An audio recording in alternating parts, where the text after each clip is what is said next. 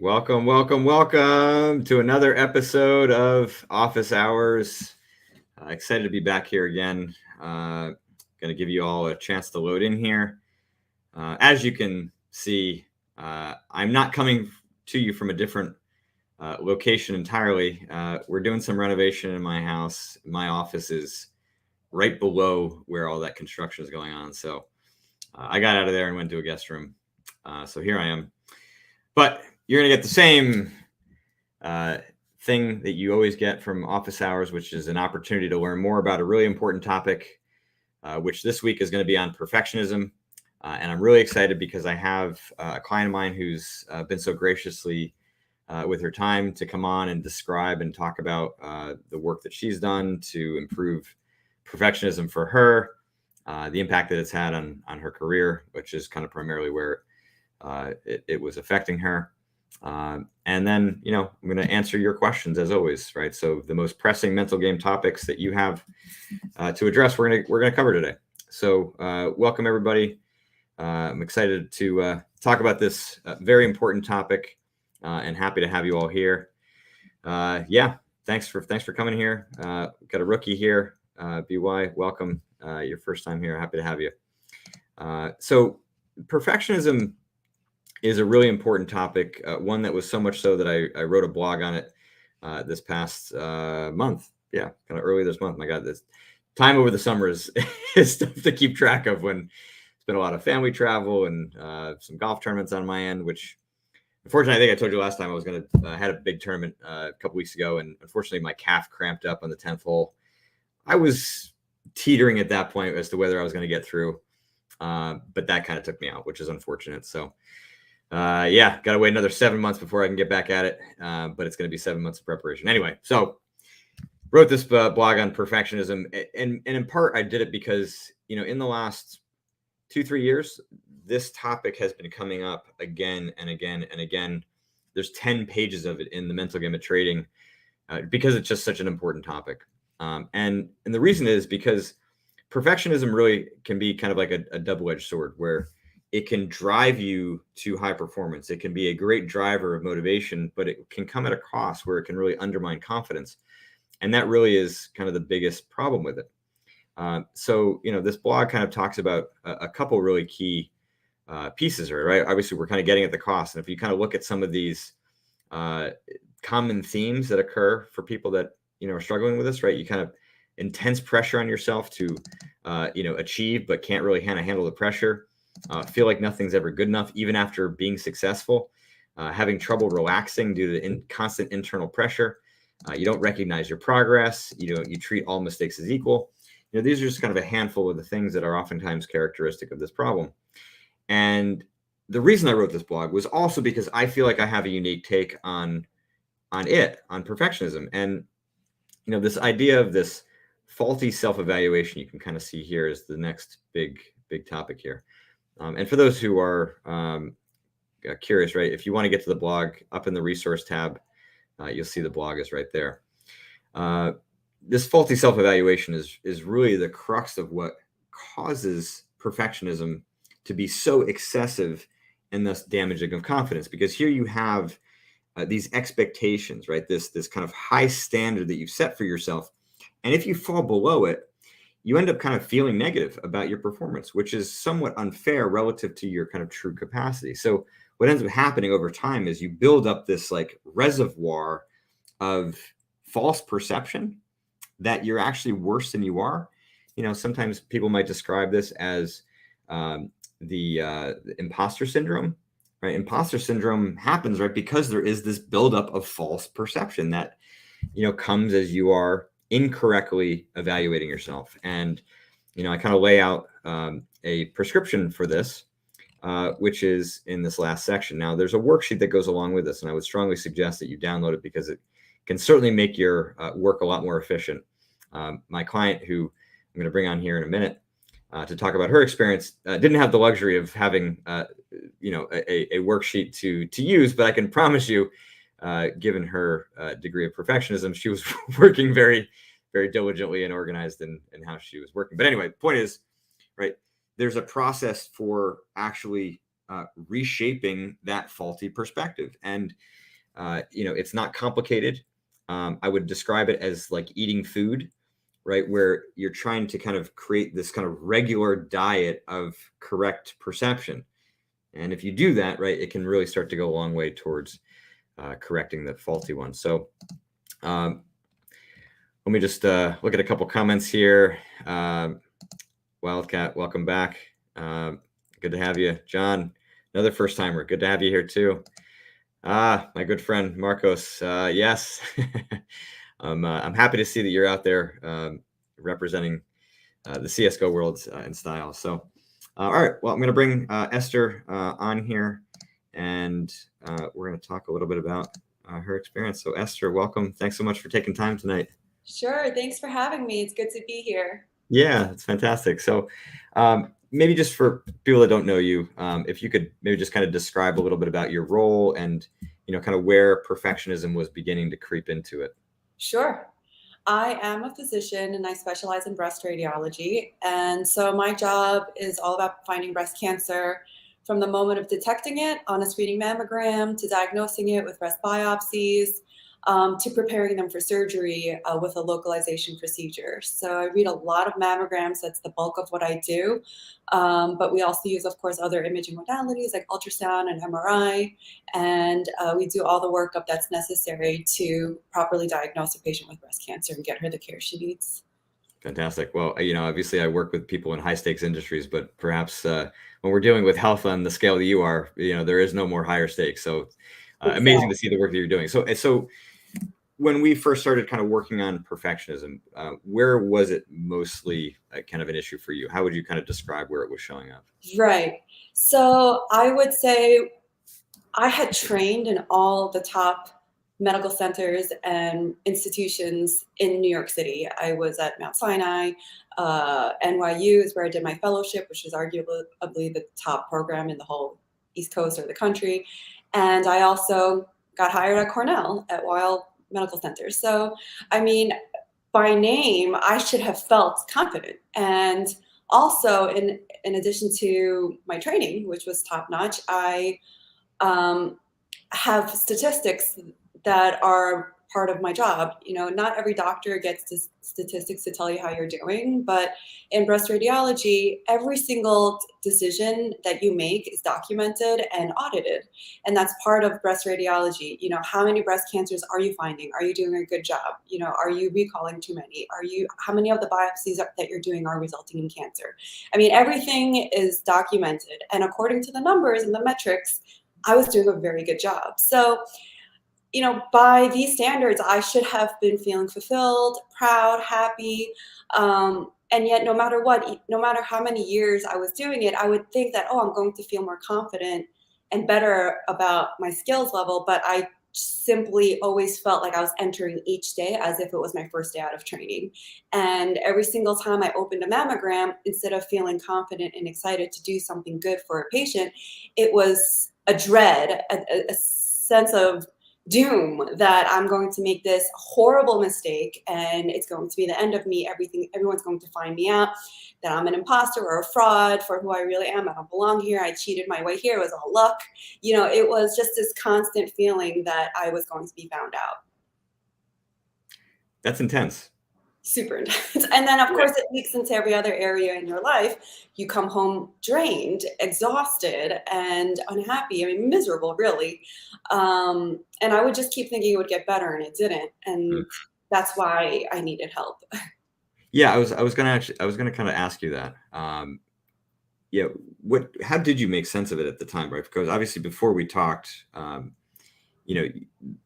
you were aware of what was going on. You kind of, I was assuming, were kind of aware of this like disconnect between, how you should feel and how you are feeling. And how did you make sense of it at the time? I think the way I made sense of it was that it really was luck and that I didn't belong here. And so the way I made sense of it was that it was luck through and through. And that, I landed this great job with these great colleagues who are all incredibly great doctors. And I just thought I didn't belong. And it was only a matter of time before I got found out. And so it's interesting. So the false perception was even there, and you're trying to make sense of all of it. So it Right. really was just sort of this cocktail and swirl of Yeah. emotional chaos. Yes. So Definitely. obviously, we start doing some work, and the things that we discussed are actually very much kind of lined up with what I was outlining in the blog that I was just describing. Mhm. And so when you began that process of, kind of writing down accomplishments and Yes. thinking about, that kind of the reconciling of that false perception, looking at your daily progress and trying to look for things that you could be proud of and things that you could, highlight Mhm. as being evidence of progress. Mhm. What was that process like to do the work? And then, how would you describe the changes that, kind of started to take place as you did? Sure. So, right, that first session where you kind of framed it for me that it's every day like I'm scaling a mountain without a rope. That it's that sense of dread that I can just fall to doom, and that's really what it felt like. And the only way to realize that I actually had a sturdy rope there was to reclaim the how. When you asked, you said just name any accomplishment, and I said fine, NYU fellowship. And you said, okay, how did you get there? And I said, luck. And um, you said, no, like really, tell me the things you did to get there.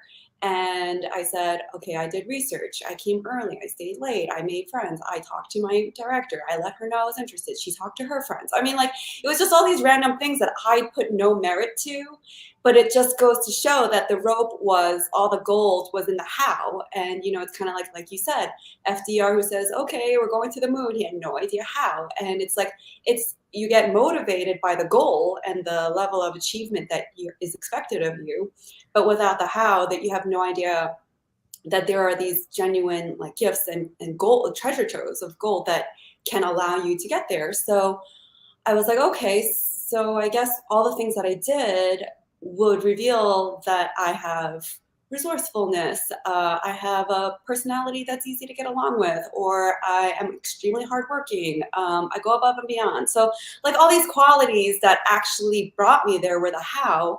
And once I realized that I had that rope and these capabilities that brought me there, then it put me on solid ground to realize I can trust myself. And if I do make a mistake, it's not that I fall to doom, it's that there's something that, sure, I can learn. It's nothing to take personally that I'm an awful person or that I suck or that I don't belong here. It doesn't mean any of those things that I was making it mean. And I can use all the tools that got me here so far to keep me going and improve and to reach whatever goals I want. And how do you recall kind of how fast through the process, like, because the things we're discussing, right, we talked about in the first session, but then you had to actively, kind of work on daily, and Yes. what was the kind of the arc that you in terms of making that the progress that you're now kind of landing on? Right. I mean, it happened fairly quickly. It was just this exuberant feeling of this new discovery that it wasn't luck. And so when I would go to work, what it would look like is, instead of being so tied to the outcomes, because the outcomes would then dictate how I felt about myself, and it was more about un- letting go of the outcomes and just being present to what is. It was just like, okay, what is reality? What am I good at? What am I not good at? And it's okay if there is some shortcoming. It's not a reflection of me as a person or my capabilities. It's just a reflection of the fact that there's some skill I need to learn or some gap that I need to bridge. It was more about just being so much more productive at facing each problem, instead of kind of freezing and being afraid. I was guided more by a level of confidence that I have whatever tools it takes. That's my personal tools, and it got me this far.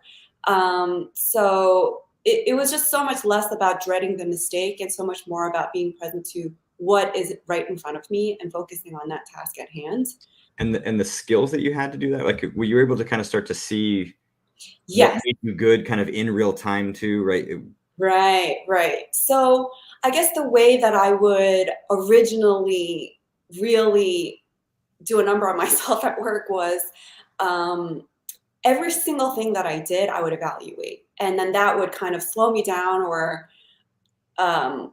block me from finding any kind of solution. So in my job, there's a million factors of ways that I can judge myself. So it could be, how well did I perform that procedure? How well did I read the mammogram? How well did I interact with the patient? Did I show proper sensitivity? How well did I get along with my colleagues? And how well did I instruct my techs? And did they feel like they were respected? Like, it's just like every single turn, there's something that I can judge myself on.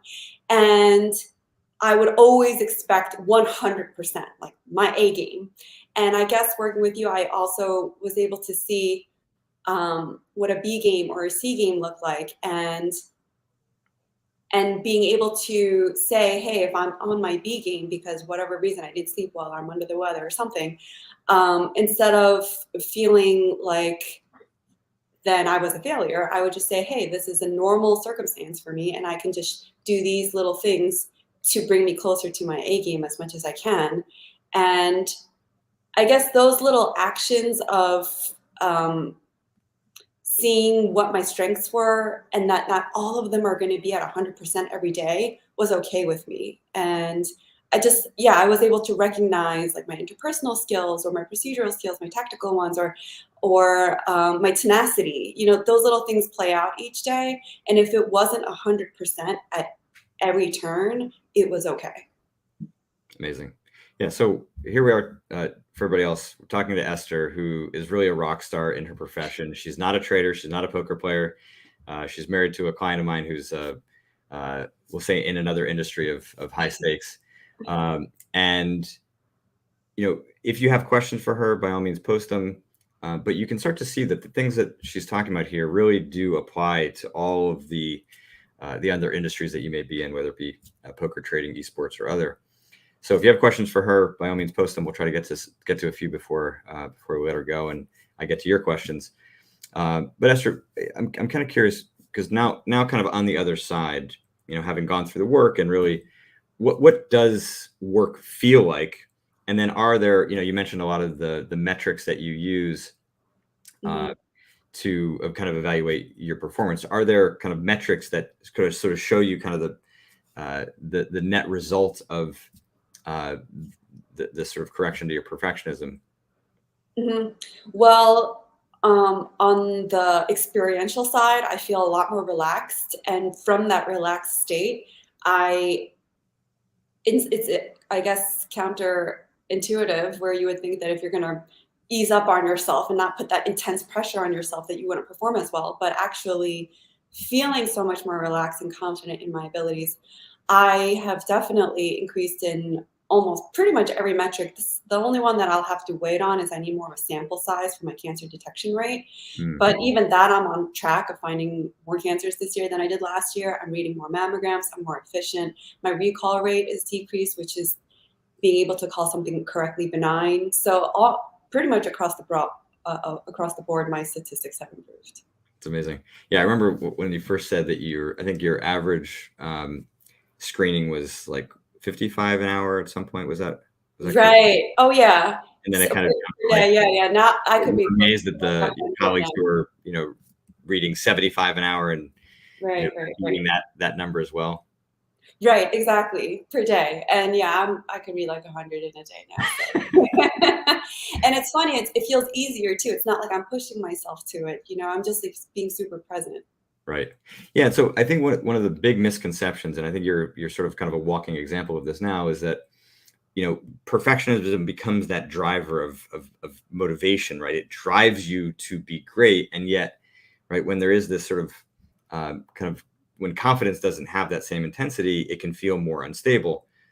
But what you're describing now is that your motivation can almost be a bit more pure, right? That it's not like, oh, okay, I feel really good about myself and I feel capable in this role, that all of a sudden now I'm just going to kind of relax and not care and put my feet up. And it's like, no, I'm still really driven to be great at this and to go in every single day to be the absolute best I can.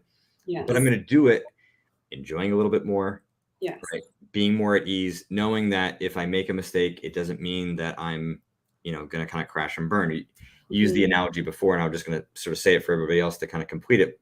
I've often kind of related this issue with, kind of climbing a mountain without rope, free soloing. For anybody that have watched any mountain climbing videos, they're pretty insane. And yeah, if you make a mistake, it's pretty black and white. You're going to die.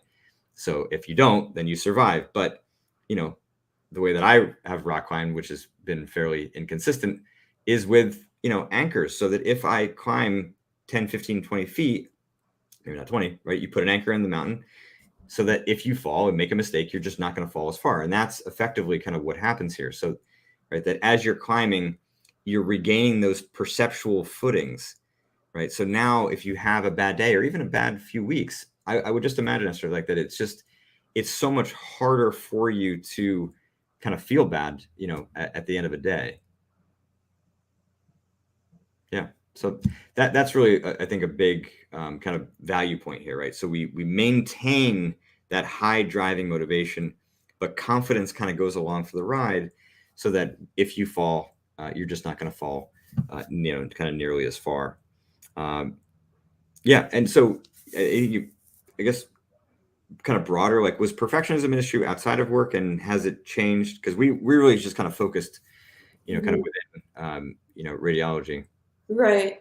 I mean, the effects of my perfectionism at work definitely affected me at home, just feeling so tired that I couldn't do anything and just feeling bad about myself a lot. And also my mood, which would affect my husband. So the work we've done definitely has really been a huge help in our relationship as well. But also in other areas, I play piano, I run, I work out, I write, and always just this edge of like, oh, what if I'm no good, or what if it doesn't sound good, or it doesn't look good. I mean, it's just obviously it's a personality thing or just an outlook thing, so it did affect other areas. But yeah, just being more relaxed in the other areas as well, just enjoying it more, but exactly like you said, still wanting it to be excellent, still having that motivation there. Right. That's awesome. All right. Well, I'm excited that you've made as much progress as you had. I know what a rock star you are, and it's been great working with you. Thanks so much for you taking the time today and sharing of course. with everybody else. Absolutely. Thank you. Yeah, of course. All right. Well, again, appreciate Esther coming on. Hopefully it was helpful for you all to just kind of hear. I wanted to bring her on because, it was really, sometimes when you can get perspectives from other professions, you can really start to see that, whether it's radiology or poker or trading, it's all the same stuff at the end of the day.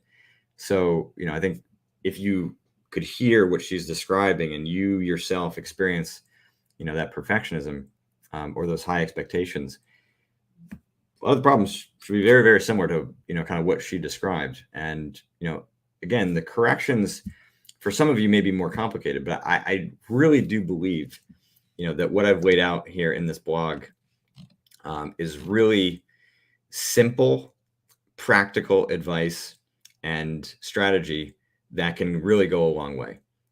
That, you don't have to look at this as like this big, deep personal issue, right? This imposter syndrome or this, long-standing perfectionism can feel really bad at times, right? And yet the correction, doesn't have to be that intense. It just takes work like anything else. And if you are a perfectionist, well, then yeah, you can be a little bit perfectionistic about doing the work, because I promise you it will make dividends. And again, we're not going to remove the standard. I think a lot of people tend to think about, perfectionism or high expectations and the correction of that being to lower your standards or expectations. And I think what you could, really see from Esther is like, no, I mean, her performance is outpacing every single metric than where she was before. So that's the cost of perfectionism, not only damage to her actual performance, but, the then peripheral cost it had outside of it in terms of the, kind of mood and just kind of lost enjoyment, really. So no, right. Not trying to lower standards. We're actually trying to make you better able to perhaps even exceed those standards. And to do that, you need to have a stable base from which to operate, right? The best athletes in the world, the best traders in the world, poker players, right? They have an accurate sense of their own skill set. It may not be perfect, right? As if that was even possible, but it certainly is very capable. Or much more accurate than most people. And what does that allow them to do? It allows them to make adjustments. It allows them to, make calculated risks and decisions based on, their real capability. And when that capability drops and you're in your B game, well, if you're expecting yourself to continue to perform at your A game, well, you're going to perform worse than you would if you accepted that you're performing at your B game and just do the best you can with what you have. Certainly in trading, that can be the case. Poker, that can be a little bit harder, especially if you're a tournament player, where you're, kind of strapped to your chair and you're not going anywhere. But even there, look, you can take breaks and, make adjustments to how you play. I mean, there's never nothing you can do, no matter what industry or profession you're in. All right. So we're going to get to some questions here, but it looks like there's been some good feedback. So, John, I'm glad to hear you enjoyed it. Ahmed, that as well. Right. Love it. Relaxed state equals better performance. Absolutely. What I would say is, right, that relaxation can be too low. So we got to be kind of clear on what relaxation means, right? Everybody's got to kind of find their optimal. Relaxed and like tuned out, bad. Relaxed, very present, very focused, right? That's going to lead to good performance. I wonder if doctors would make good traders, since doctors can't make losses 60% of the times.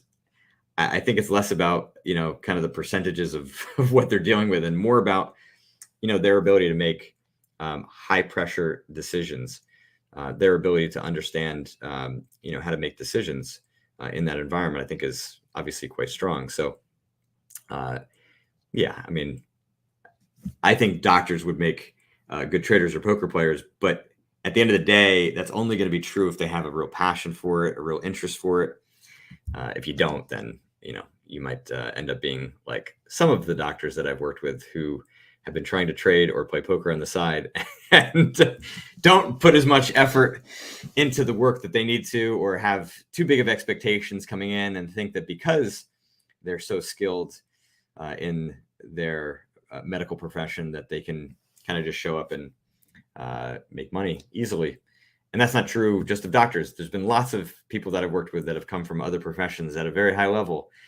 And it's really, really tough to go back to kind of being an infant in a sense, right? And learning how to walk for the very first time in a whole new industry. And so, yes, if you've had success in one arena, it does give you, some ideas of how to, continue to progress and move forward more efficiently. But there's a lot of knowledge that is very specific and completely unrelated to this other profession that you've got to learn, and you cannot shortcut. So that's some thoughts there. Anyway, let's see. Perfectionism is the enemy of trading success. One of. But again, we're not going to label perfectionism, just as being bad. Perfectionism could actually be a driver of trading success. The question is it balanced? Do you have confidence that's coming along for the ride? Some people that may not be the case early on. And so perfectionism may be the what gets you to be successful early. But then, as you kind of move farther along, it can end up being the reason that you're not able to continue to progress, or eventually maybe kind of fall out of the game. All right. Let's get to some questions here. And I should say too, right, again, if you've got people in your network that could benefit from office hours, because this is a place where, you can get your questions answered, by all means, share it, retweet it on Twitter, send a link to your friends, come here live, ask your questions, or you can always go to my website and post your questions in advance, which I'm going to get to now. There actually wasn't a ton of questions this week. We just had one, which was, how do I map the technical to improve trading performance? I think what this question is really getting to is, within the mapping your pattern, right? So if you're mapping greed, you're mapping anger, you're mapping fear, you are looking at the mental and emotional factors that are related to your performance, but then you're also looking at the technical side of that. And I think when we're looking at the technical side, sometimes there can be this sort of overlay of stuff that it's connected to. Actually, you know what? Let's see if I can find a map that I can show you to go through this. But the bottom line is when you're trying to map your pattern and you're looking for the specific technical aspects of your trading at, let's say, level 3 on that fear scale, and level 5 and level 7 or level 10, we're really looking at the factors that disappear, right? So if you're considering, you know, a handful of factors to make a trading decision, right? Criteria, right? If only 4 of them are met and yet you'll still enter the trade, well, that 5th one becomes the thing that you're going to outline, right? I forget to think about X at level 3, level 5. Maybe now it's, you know, what I'm thinking about technically is manipulated, right? I'm thinking that I can predict, or that I really understand, you know, what the sentiment is, right? That, you know, here is an opportunity to, you know, sell because obviously the market's going to turn and I can sense it. But really, you're just kind of BSing yourself. You're convincing yourself that this is true, when if you were to look back to the main criteria and the main process for how you make decisions, you know, you wouldn't make the same decision, right? So it's manipulation of kind of market data or price action that might get you to focus more on entering or exiting trades that you wouldn't normally, right? So that's the kind of the technical stuff that we want to be looking for. One sec here.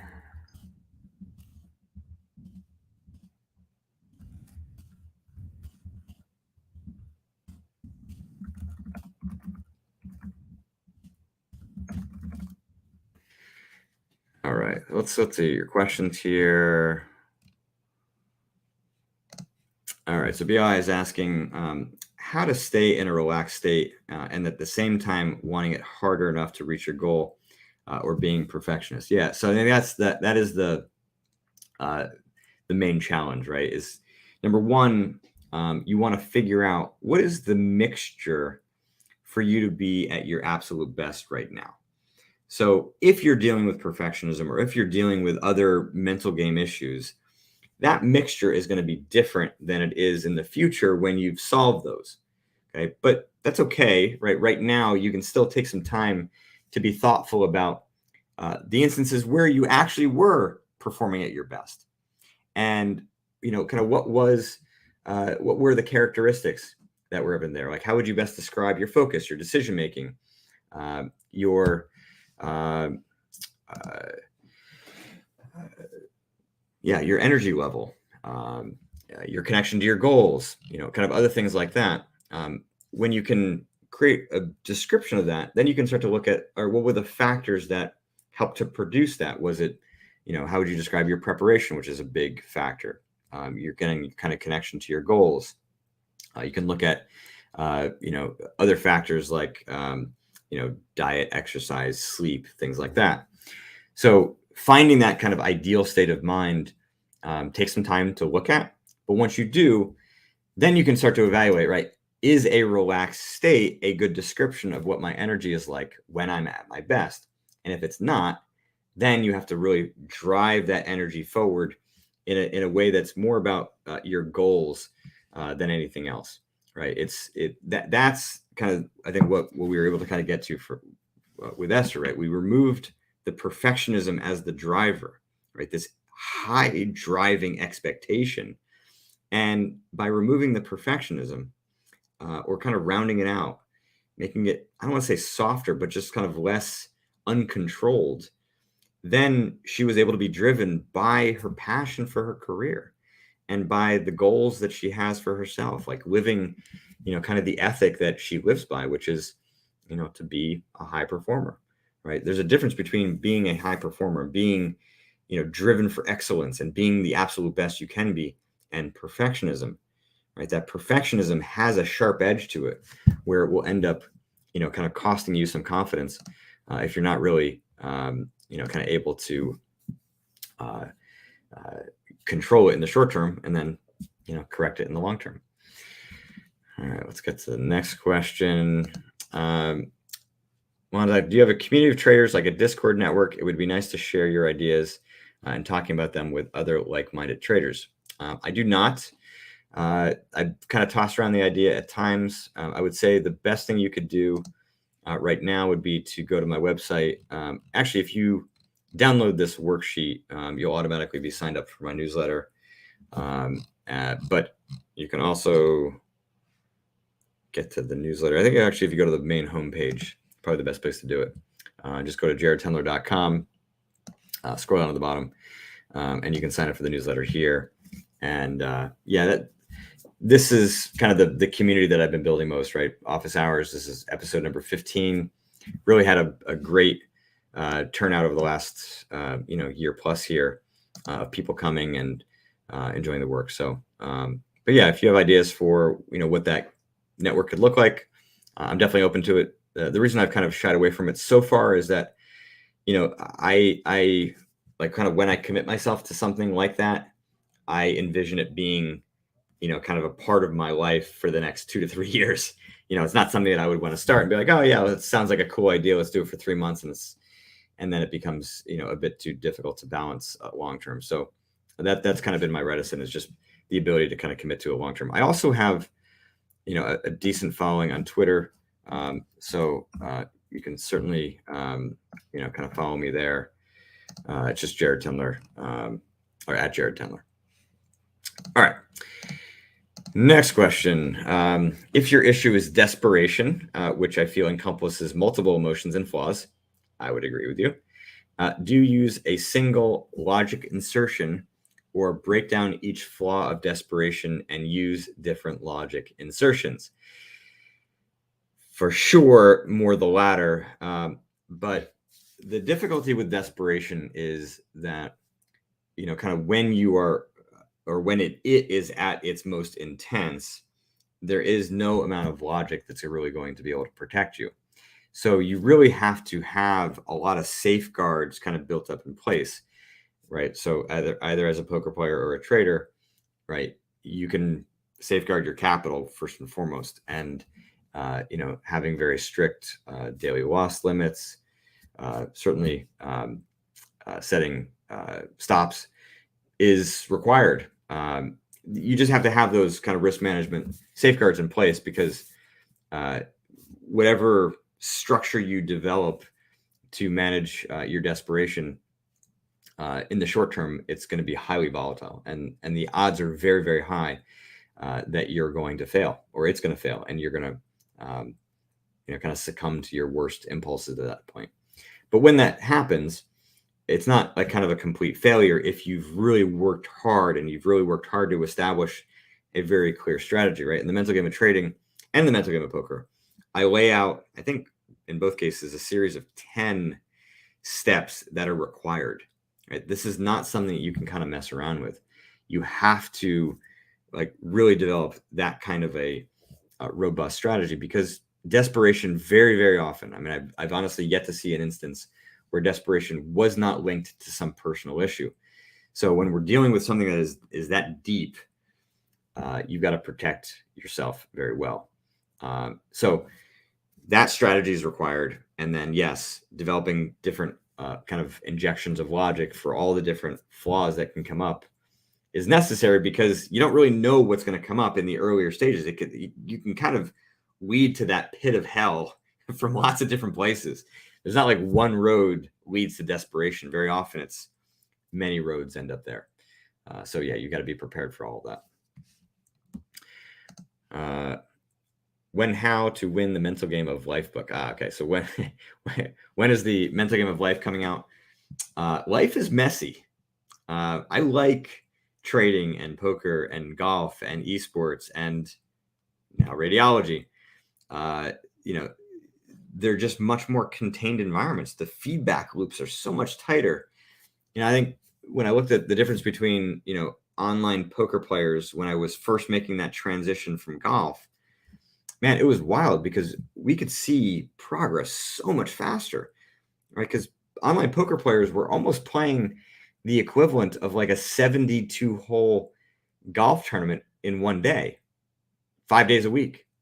So, you space that out over months and a year. It's like, oh my God, the life cycle of issues that you go through, the opportunities to make those corrections, the opportunities to better understand what the heck is happening at a deep level is so much easier because we're getting that mirror, we're getting that feedback, and we're getting those opportunities to make those corrections so often.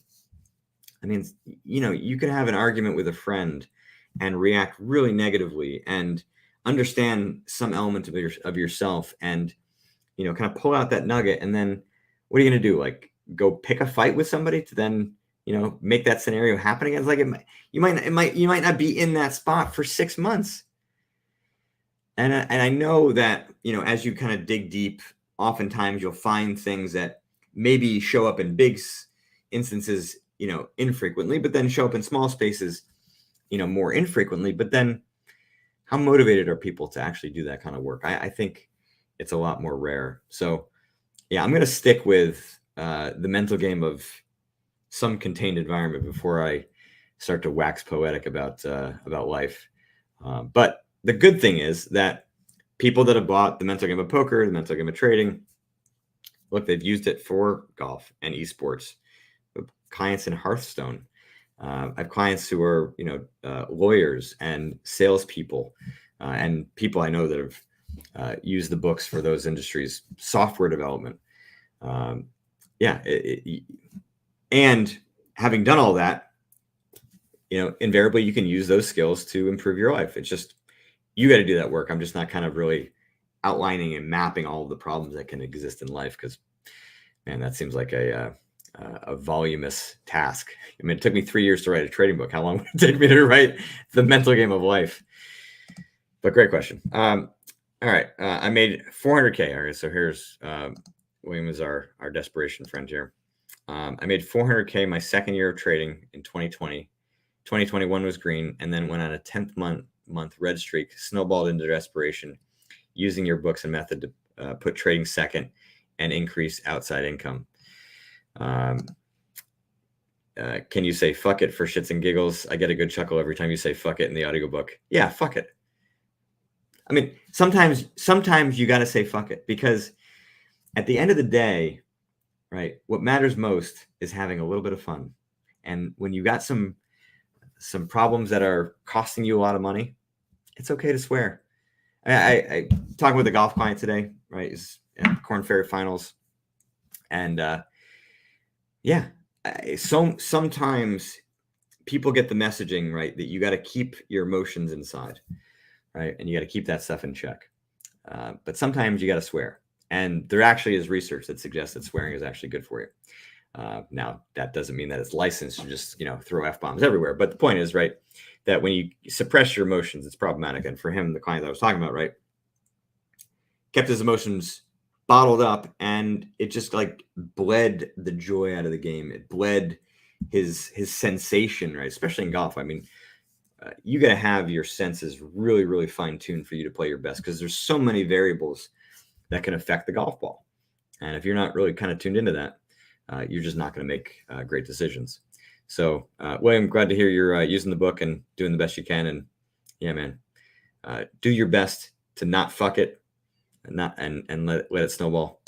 I see you got one more question here. When you have a trader who's dealing with desperation and already feels of anxiety when the session starts before even getting trades, what are tips to cope before the open?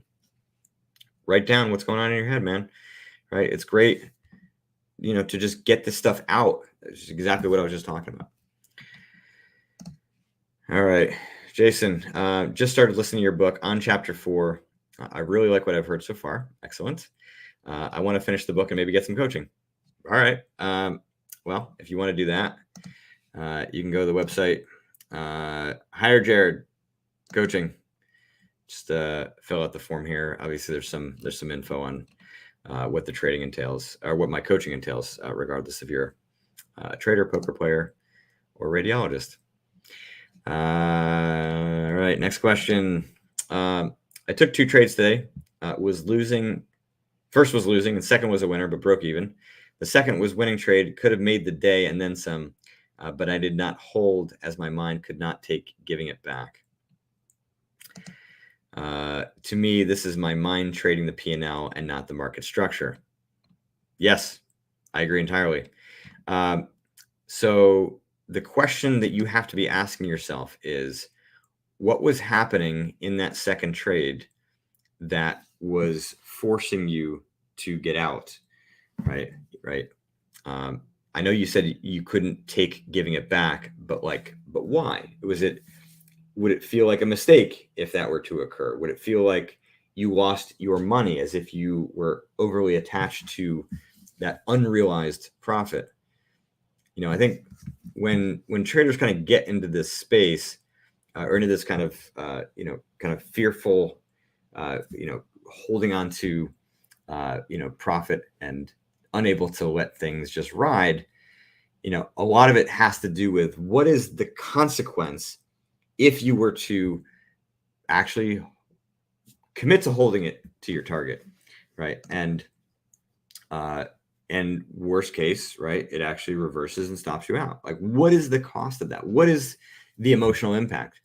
If this problem has been around for a while, then that might actually be unknown. You might need to do a test tomorrow or soon where, just for research purposes, you let yourself hold the trade, and if it stops you out, then really feel what the impact of that is, right? If you've been protecting yourself for too long, you might really be kind of blunting your knowledge of what the heck you're actually protecting. And if you've made some progress mentally, then this thing might be old. You might not need to protect yourself anymore, right? If it was about, the fear of loss, right? And you've gotten better at actually handling those losses. Not perfect, right? But it just doesn't hurt as long, right? It still hurts.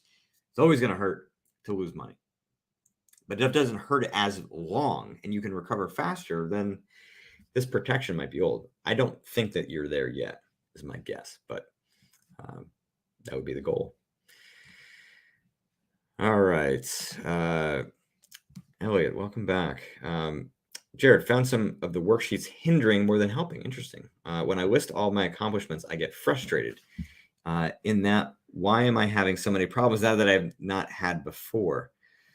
If you can post a little bit more about what it is that you're getting frustrated about, or why, I'm down to help you out here. Because, obviously, if the worksheet is creating more frustration, I try to see if I can think about why that might be the case. I mean, it could be, are you frustrated that you kind of ought to have accomplished more? Are you frustrated that you have this problem? Are you frustrated by your lack of accomplishment? But I think whatever's coming out, you can do a mental hand history on, right? So go back here. So all of the worksheets are on this tab here, right, under resources worksheets. We're talking about the perfectionism worksheet, which Elliot's having some trouble with, but the mental hand history is here as well, right? And again, mental hand history is my tool for getting at the root of issues. And any emotional issue can kind of be worked through that material. Which golf tournament did you compete in recently? Are we able to watch you compete? What mental game challenges are you currently facing right now, and how are you dealing with them? It was called the US Mid-Am. The somewhat crazy thing about this tournament, right? So obviously the qualifier to get in, 18 holes, top 3 out of 75 is what I had to deal with. 9 years ago, I got through. National championship, 36 holes to qualify for match play into a 64 person bracket. The winner plays in the Masters. So kind of a crazy thing.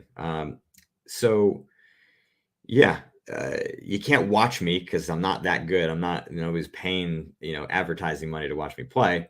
But what I'd say is the mental game challenge that I'm facing right now, obviously in that tournament, getting a cramp was not ideal.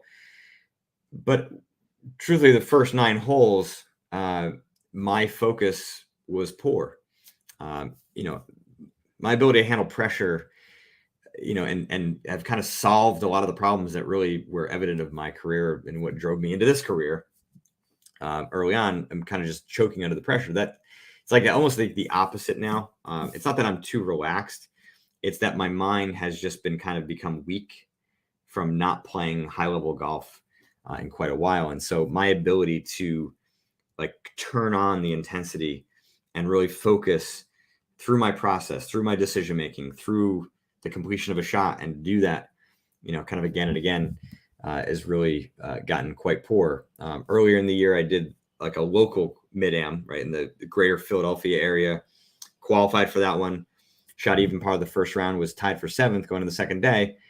And I was just distracted by people being around and by, the tournament officials driving around and just like stuff. And just, it was not the pressure that maybe played poorly in those first 5 holes. I was 5 over through 5, but then played even the rest of the way. It was just my lack of focus. And in this round, to play in this tournament, you got to have a 3 handicap or better. And the guy we played with shot 105. And it was just clear from watching him, he just, there's no way that he's a 3 handicap legitimately. I mean, I've seen 10 handicaps with better short game skills. I mean, it's not like he didn't hit any good shots, but you can just kind of see what kind of skill set somebody has. And so because of his poor play, our group was slow, and the USGA is just really firm on, these checkpoints, and you've got to play in a certain time. Otherwise you get penalized. And there could be rationale like, we got a guy who's just playing bad. But they don't care. So, we're now kind of rushing and every part of my routine. And so it was just a distraction, but I'm taking full responsibility for it. Like, I can get to a point where that kinds of stuff doesn't affect me. And so, I'm not certain on what my process is going to be like in the off season to train that. But I'm looking at some options to better do that. One of which is just really, really kind of nailing down my pre-shot routine. It's like I know it, right? But I need to kind of have some better cues at the start of it to really kind of snap me in, because it's okay to kind of go through peaks and valleys between shots, but it's not okay to have, yourself kind of stay in that valley and not really, being clear on that. So appreciate the question. How does cultivate presence to actually trade what the market is saying instead of imposing one's ego agenda to the market? So, all right, kind of what we're talking about here with my golf thing, right? In my opinion, the idea of cultivating presence is not the right kind of lens from which to look at this. So, trying to force yourself to be present when you have flaws or things that are kind of pulling you into the past or into the future, right? Forcing yourself into the present is not going to allow you to stay there longer. In my opinion, it's functionally impossible to not be present, because if you're thinking about the past or you're thinking about the future, when are you doing that? Right? You're doing that in the present. So it's not possible to not be present. The question is, what are you focusing on in your present? Are you here listening to my voice right now, or are you somewhere else? And that's what you're talking about. And so first and foremost, you got to clean the crap out of what defines your present. And so then when you've done that, for some traders, some poker players, right, golfers, right, you're then kind of automatically able to be more present-minded. It's not always the case.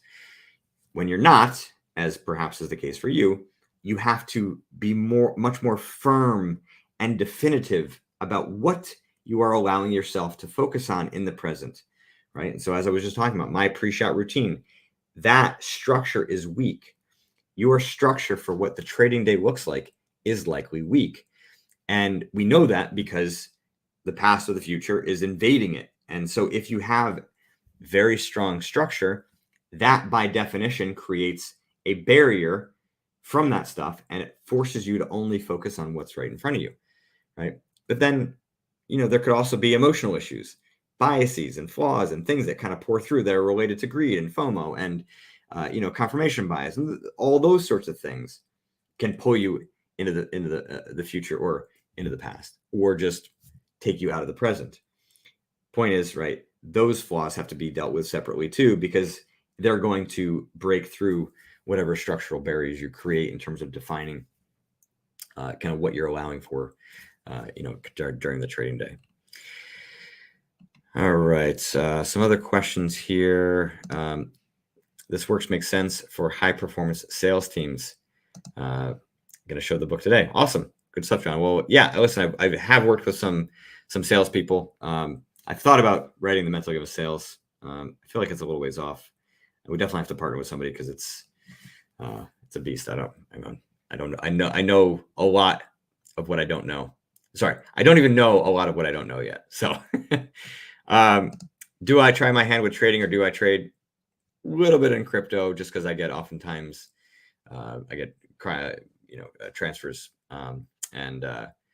just kind of pay attention to it because I find it fascinating. But for the most part, no.